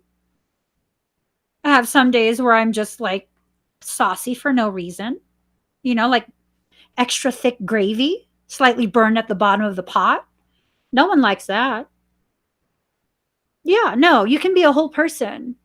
You can be beautiful in your authenticity. How is it beautiful to be like that? Because I said I'm beautiful. That's why. And then I'm going to free you to either agree with me or not. And if you don't agree with me, that's fine. I'm not going to hold it against you that you have poor taste in people. I'm not even joking. I'm not even joking. Yeah, no. I'm finally at a point in my life where I think highly of myself. Why can I say that without any hesitation or shame? Because me thinking highly of myself has nothing to do with me thinking poorly of other people. You want to hear something? It's going to make you guys sad.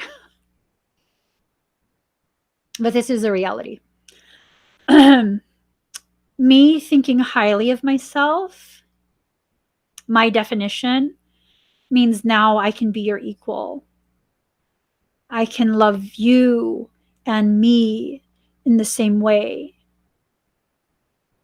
I no longer need to be the doormat, the one that's not considered, the invisible one, the one that's behind the stage, taking care of everything so that I can make sure everyone else shines.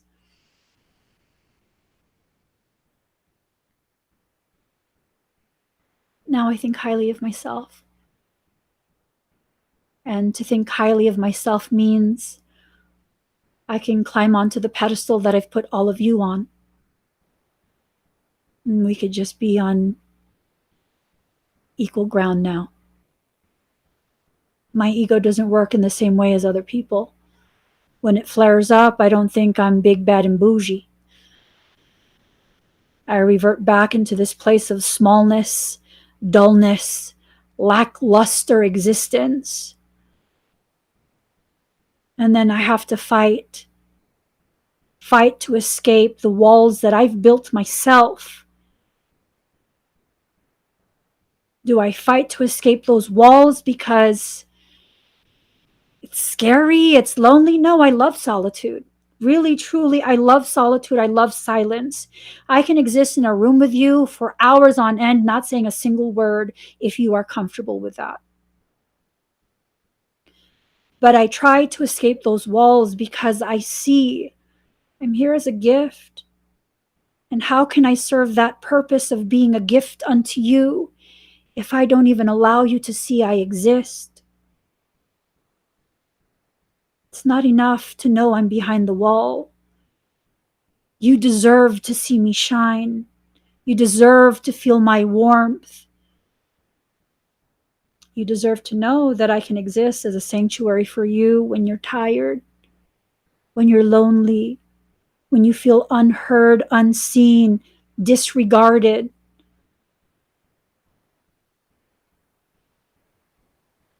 You deserve to see what it is to be a balanced person, someone who can feel fully, deeply, and still kick ass when needed. Was this part of a plan? No. All of this was realized right now as the words came out of my mouth and my ears heard it for the first time. So tell me how I'm not living right. Tell me how to check. Do I need to check or do I need to just live? I literally did not realize any of this until I heard myself say it right now. And as I heard myself say it, then came the moment of realization that this is actually what I believe for myself now. Sometimes you have to first live before you understand what you're living for. Sometimes you have to witness yourself in the process before you know what the process is. And sometimes you have to stop caring so much about the process and what it is and if you're doing it right or not, and just do it. Figure it out. Not figure it out beforehand, but give yourself the time and the space to figure out that moment right then, right there.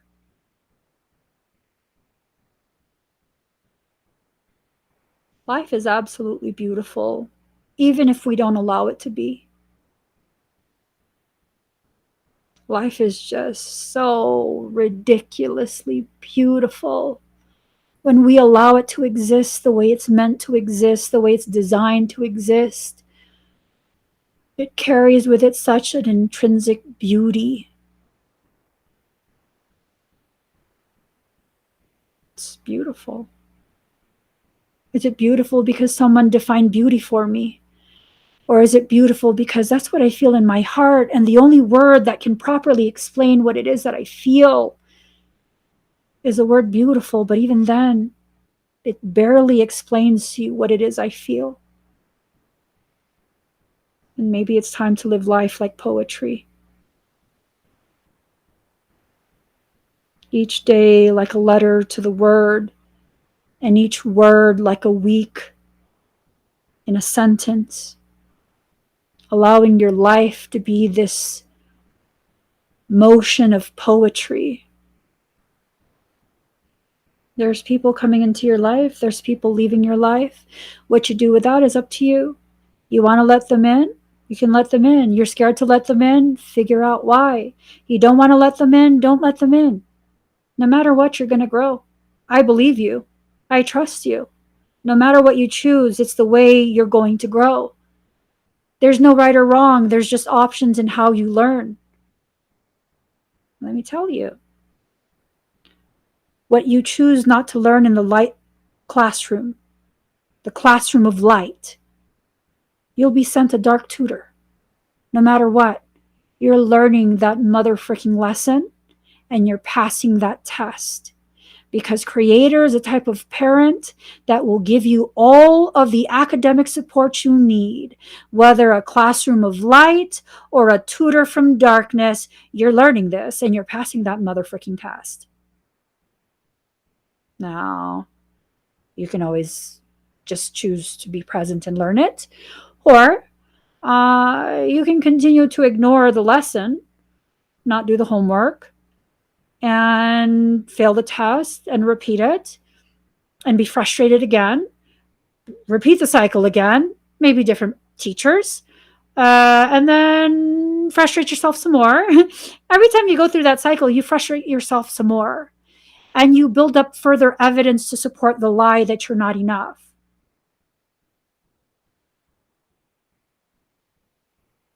You know what I think to myself when I feel like I'm failing? You're just learning how to do it better. You're just learning how to do it more efficiently. This one's not going to work. Try a different way. You're just learning. Sometimes I find myself, why can't I get this right? Because you're learning. If you already knew, you wouldn't be learning. And if you weren't learning, you'd know how to get it right. You wouldn't even have to think. You would just do it. And it would be right. Maybe your expectations of yourself are what your actual problem is. Maybe that's the only problem you have in this life. Maybe it's not other people. Maybe it's not even you. Maybe it's just that expectation that's not aligned between the reality and the potentiality of you. That's what I realized for myself. I expected myself to be everything for everyone else while I didn't receive anything. I'm not even talking about money. I'm talking about respect. I'm talking about support, acknowledgement.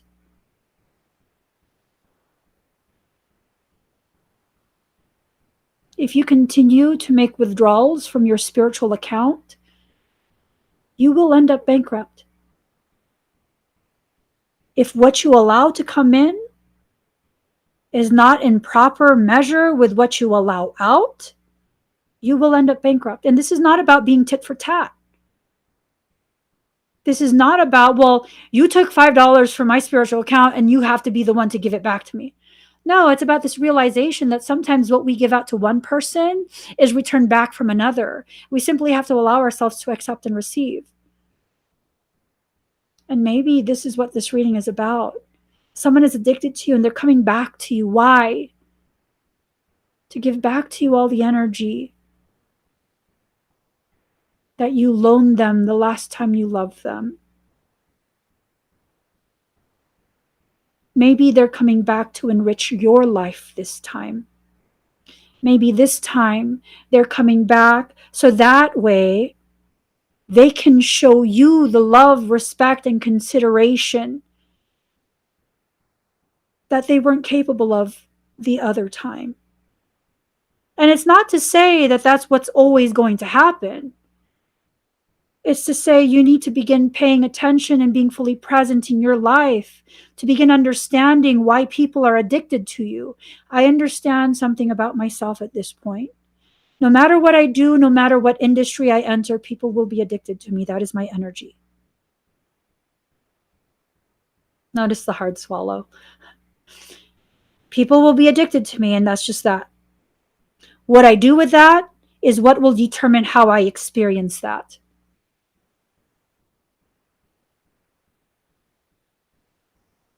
What are you going to do with this reading?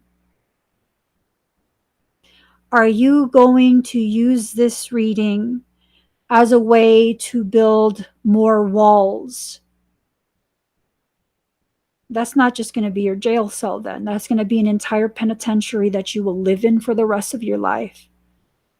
It takes a certain level of recognition of your personal power to see that even with your softness exposed, no one can truly harm you.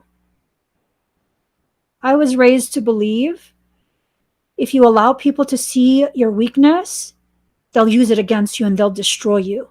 You have to beat them to it. Hit first, ask questions later. And then I realized something profound. I realized that's living in fear. I don't want to be afraid anymore. I don't want to be angry. I don't want to be afraid. I want to be who I actually am. Those are components of me, but they're not me. They're not fully me. That's not all I am. I'm a whole person. So what does that mean? That means I began to understand. I began to really, truly understand there's strength in my vulnerability. There's a sacredness in my tears. I don't have to be ashamed if people see me cry. It's not evidence of my weakness. It's okay for me to ask for help and allow myself to receive it. It's okay for you guys to witness me with my hair not done, my makeup not done, in my pajamas, which, by the way, I'm still in my pajamas. It's okay. I don't need to play a role anymore. I need to just be me. Who's addicted? Clint. I'm addicted. I'm addicted to my growth. I'm addicted to my self-love journey. I'm addicted to the process of balancing my light and my darkness. I'm addicted to allowing myself to be who I am at this point with no apologies, no hesitations, and no shame. I'm addicted.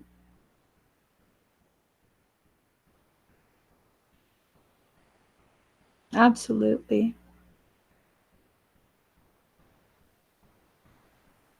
I'm addicted. And maybe it's you that's addicted to yourself. Maybe you're addicted to the suffering that you've been through, the drama, the sense of being alone. Is it you that's addicted? Are you addicted to the toxic parts of your life?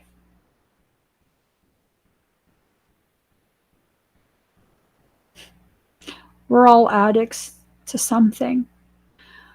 We're all addicted to something. Make sure what you're addicted to, make sure your coping mechanisms are the very things that grow you in the most compassionate, self-loving way possible. Let's do one last card.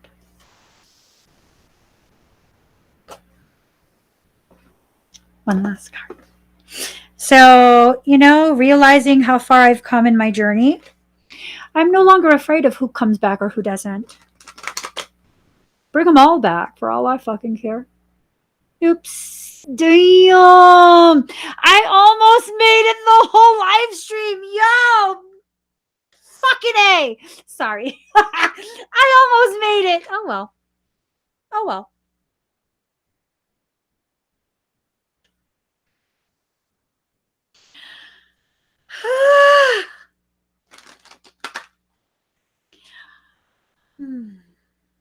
That was so close.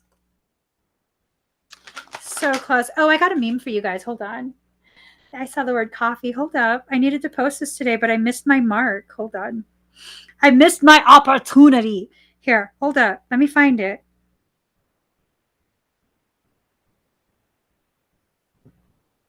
Oh, that poem that I wanted to tell you guys. And I tell myself, a moon will rise from my darkness. Ooh. Boo, stop. Stop. Just stop. My sassiness. Okay, hold on. Okay, so I wanted to post this, and it says, I'm not a casual coffee drinker. I drink coffee to get fucked up. I'll go back to back double espresso and just see where the day takes me. Will I be energetic and fun, or will I be shaky and die? Who knows? Life is a mystery bottoms up. Oh, God! Stop it! Totally reminded me of my BFFer. Like, girl, I found the perfect meme for you. Oh my God, I didn't send it though. I missed my mark. It's okay. It's okay. Let's find the final card. Okay. I'm drunk off life. People often ask me if I'm on drugs or something. No, bitches. I don't need drugs to be high on life. It's called being a happy person, motherfucker. Well, I already said a bad word. I might as well fill the last part of it with nothing but fricatives. Just saying, what the fuck, yo? What's up? Pusoy. Oh, sorry. Okay, let me return back to my place of grace. We can make everything work. I'm telling you, we can make like literally everything work. We will find a life hack for everything in life. Oh, case in point. I came across this picture today. It's an old picture of myself. Okay. So what had happened was this. I was going through a midlife crisis, which happens every year. Nervous laughter. It's true though. I have a midlife crisis every year. It's okay. It's like vacation from reality. Anyways, I had a midlife crisis this one year, several years ago. And I was like, I'm going to cut myself some bangs. But I need change. I'm going to cut some bangs. Whenever there's a crisis, I take it out on my hair. So I was like, I'm going to cut my bangs. I'm going to be a different person. I'm going to reincarnate myself. And as I was doing my bangs, my kids kept talking to me. I love them. I love them. They're blessings unto my heart. They kept talking to me. And what ended up happening was I was just like, let me just cut my bangs. Let me just one quick snip. And I didn't take shrinkage into account. Yo, my hairline, like when my hormones are properly calibrated, ooh, it's ethnic. The whole hairline is just, oh, it's ethnic AF, you know? And I didn't take into account the shrinkage. I worked it though. I had bangs up to here. Jeez, I got a long ass forehead. I got bangs up to here.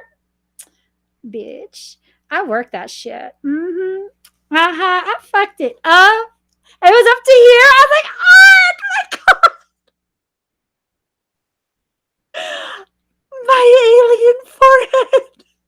It totally highlighted how freaking huge my head is, right? And and then I did my makeup. I was like, F this. I'm gonna rock this shit. I'm gonna do my makeup. I'm gonna double staggered stack the lashes, full face beat. I'm gonna take some selfies. I don't like taking selfies. It's just weird. It makes me feel weird. Like, why do I need to do that? Like, to get attention? Do I need people to validate me, tell me I'm cute? Bitch, I'm cute regardless. Yeah, because I have personality. You heard me. I got a cute personality. That's why I'm cute. My personality. I gotta show you guys this properly. I'm so proud of myself. I rocked it. Look at this. Hold on. Hold up. Hold on. Be patient. It's worth the squeeze. It's worth the squeeze. Be patient.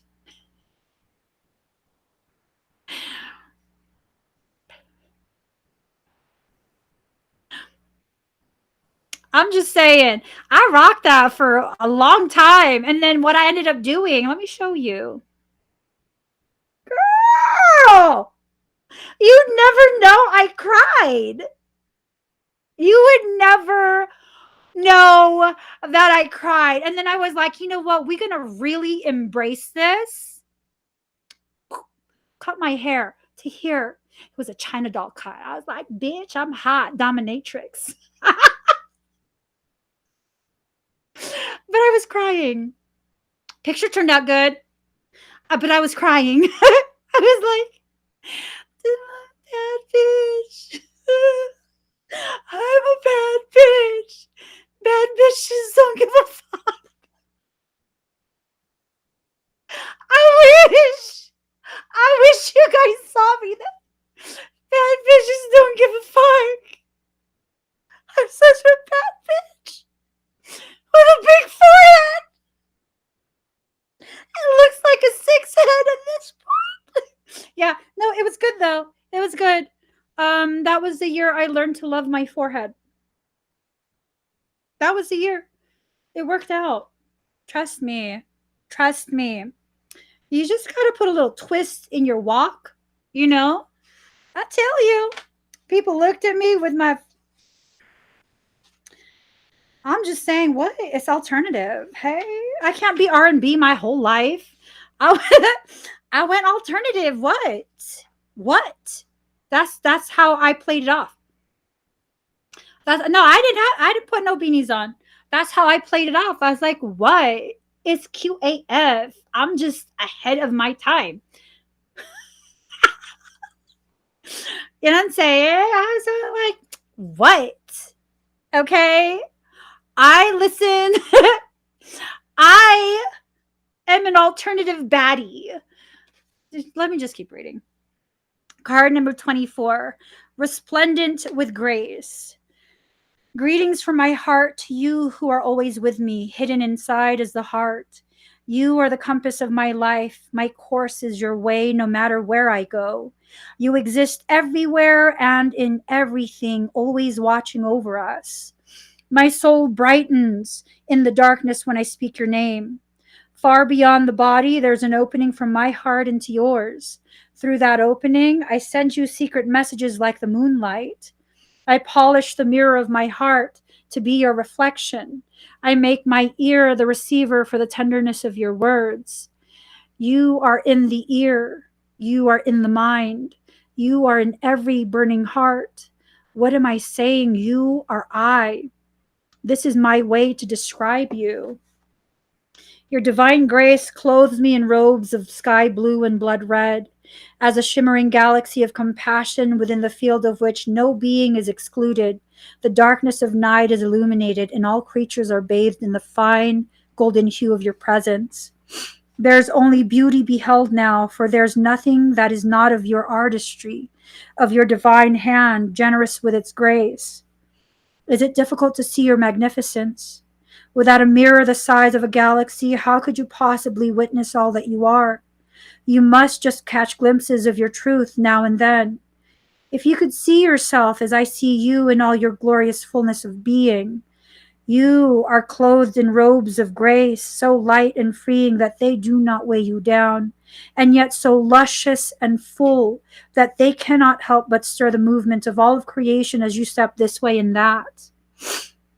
Of course, it matters not to grace whether you see or do not see, for grace simply is, without witnessing being required. Yet you might live rather differently should you realize you're not only worthy of grace, but actually dripping with it, saturated with divine presence so rich it leaks out of you and causes sunlight to pool at your holy feet. Oh yes, you are resplendent in holiness and sanctity. Should you come to know this as I do, you would take each step with awe and reverence. You would decide that not a thing in your world could be classed as mundane, and decide with bold fervor that you are living in godliness and must create your world through choices that honor love. No fear, even the most stubbornly persistent, would be able to withstand the side of your magnificent beating heart, so wild with life. In the side of that wild heart, you would have to call all your fears close to you, soothing them with your words of love like riled children in need of tenderness and quiet. Then, when rested, you would wake them from their slumber, and they would arise as falcons ready to soar to the height of your most daring visions. Hunting for life to feed them, they will ensure the ample grace pulsing within your heart has its chance to come to life in the world and serve love. This oracle comes to you with a message. You may be wondering if you can attain this next stage of growth in your life. You are already well equipped to do so, no matter what you might believe about your situation, circumstances, or others involved, even yourself. You have within your soul possession more than enough grace to see you through anything you are bold enough to envision for yourself, or for any vision you feel life has bestowed upon you. So pray through unconditional love to access all that you are, to be supported by those beings that love you without condition.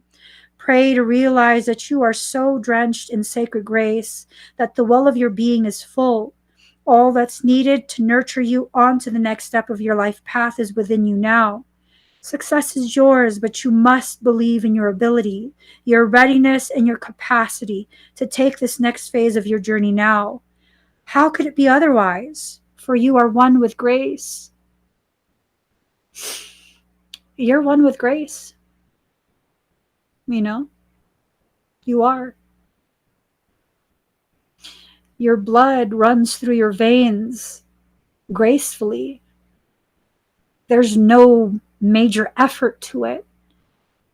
It flows through you with a rhythm that's determined by what you're living through.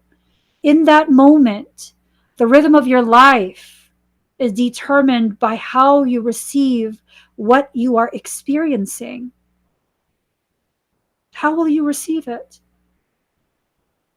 Some would think that if your rhythm is fast, you must be afraid. Maybe I'm excited. Maybe I'm excited at watching my growth. Maybe I've finally reached a point where I'm no longer going to fight myself, that I've become addicted to my growth and my becoming and the blossoming that occurs as the growth becomes more of who I actually am. I used to believe for much of my life I was nothing but a plant with thorns, only to realize later on in life those thorns had to exist before the blossom, because the beauty of the blossom would call everyone And not everyone would know how to respect the flower that I am. So where am I at now in life? At a place where I love my petals and my thorns. I'm a whole being, and I will never return to a place where I will allow myself to exist as less than whole. Like I said, I'm no longer afraid of what the future holds. I'm not afraid of success. I'm not afraid of recognition. I'm not afraid of suddenly being recognized in a way that I'm meant to be. I say that with no expectations, no desire for celebrityhood, just an acceptance that part of my path, part of my purpose requires me to be witnessed by more than what I'm comfortable with. So that means I'm going to have to learn to be comfortable with a greatness that I was designed for. That's a struggle. That's hard for me. Very, very hard for me. That tells me it's worth it. The things that come easy are quickly forgotten about. The things that you have to struggle through, that you struggle through as you earn it. Oh my, that I'll never let that go. And I'm worth that effort. I'm worth the amount of effort I'm now putting into myself. It's not enough to just show up. I have to put effort into the way I show up. I have to show up feeling good, feeling like me. Hey, I may not be everyone's cup of tea, but I promise you I wasn't offering you a cup of me anyway. I am only for me to drink from. I do, however, invite you to bring your own beverage from deep within your soul. Quench that thirst. You think you're starved for connection with other people. In reality, you're desperate to connect with yourself. Drink from your own rivers. Swim in your own oceans. Get to know yourself again. And maybe then you'll understand the greatness and the profound way in which you were designed. And you'll stop being afraid of the life that was created for you, not against you. Whoever needs to come back in my life, hey, come on by. Does that mean I'm going to let you in? Depends. What are you here for? Why are you here? To witness me? To share space with me? To ask me to provide you shelter from your life storms? Okay, come on in. You here to dominate me? Inject toxicity into my life? Try and get me to question myself and my worth? Gather all your crystals, walk about 2 blocks that way, make a left and a right, and find where the fuck you fucked up, because you're not coming in. You at the wrong place. And no, I'm not going to be apologetic. I'm going to believe you when you show me that you're here for nefarious intent. And I will react, respond accordingly. You come with purity of heart, you will have a pure, loving, tolerant response from me. I give myself the freedom to be a whole being and respond in whatever is appropriate. I hope you guys do the same. I hope you guys allow yourself to grow in love and in awareness. Love of self, awareness of your journey. That's all you really need. That's all you really need. And begin that process of understanding. It's okay if you don't know how to swim. You won't drown in your birth waters. This is the process of you being reborn. That fear of drowning, you're not afraid of drowning. You're afraid of the life that you live and the way you've existed, the person you know yourself to be. You're afraid of that perishing in this process. The only thing guaranteed in life is change.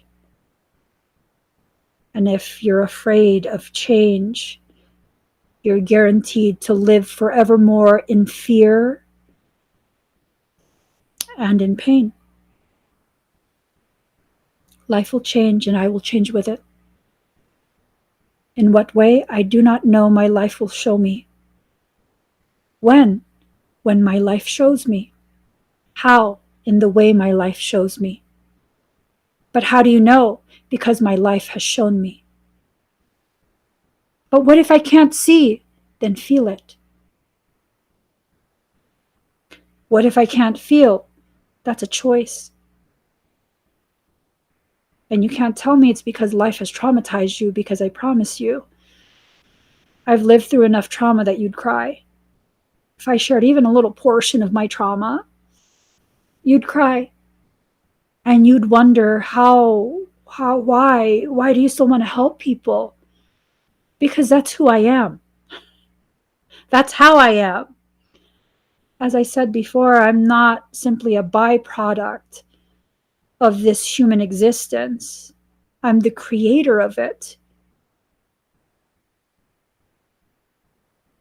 And yes, that includes a recognition and acknowledgement and ownership of my decisions to create situations that allow people who are toxic for me to access me. Those interactions have grown me tremendously. I don't have to be angry at those people. I mean, they were still assholes for doing what they did. Don't get me wrong. I mean, you weren't suddenly a good person. No, I didn't grow because of you. I grew because I chose to after you. The credit is mine. Yeah, no. The toxic people don't grow you. They provide you with the components that you can use to grow yourself, but that's a choice. You have to make that choice. I promise you, you're worth it. Whatever struggle you face, however broken you feel as you go through this process, you're worth it. Really, truly, I invite you to watch old videos of me, and you'll be able to see. You can see it in my eyes. You don't even have to know me then. You can see it in my eyes, how broken and in pain I was as a human being, as a woman, as a goddess in flesh. There was no amount of joking and smiling and kawaii aesthetics that could hide how much pain I lived in.